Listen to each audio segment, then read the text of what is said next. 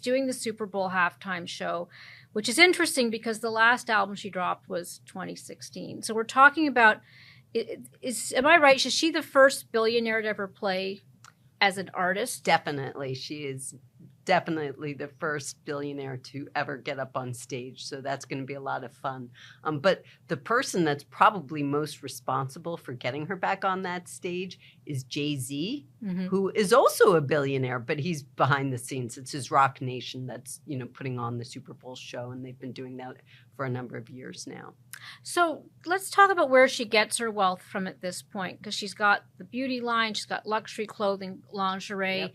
How much of it actually comes from music? Well, let's just say that we don't count any of her music, in her fortune.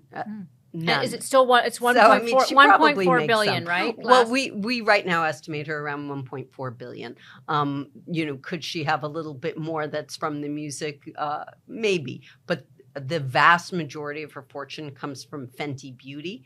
She actually started that beauty line in 2017. So right around the time that she, pulled away from music for at least a while. And that's a partnership with LVMH conglomerate. They're behind Moet and Chandon, Louis Vuitton. It's basically run by the world's richest person, Bernard Arnault. He's been trading places with Elon Musk for the last...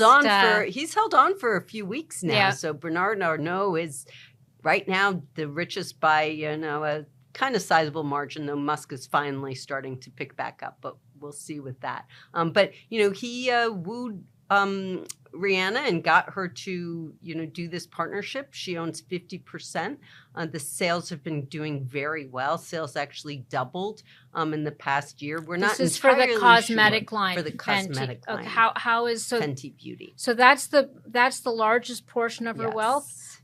What about the lingerie? Her lingerie, we figure, is probably worth around $300 million. Again, it's lingerie. It's done incredibly well. She raised money at $1 billion valuation, but it is about a third, or no, actually probably more like a fourth the value of the beauty line at this point. But both, to be her age, to have this kind of success in two different businesses, when really she made her name initially in music, is just really kind of unheard of. Yeah, she's one of I think last I checked, I don't know if she's the second or third, but she's certainly one of the top selling female artists of all time. I believe so.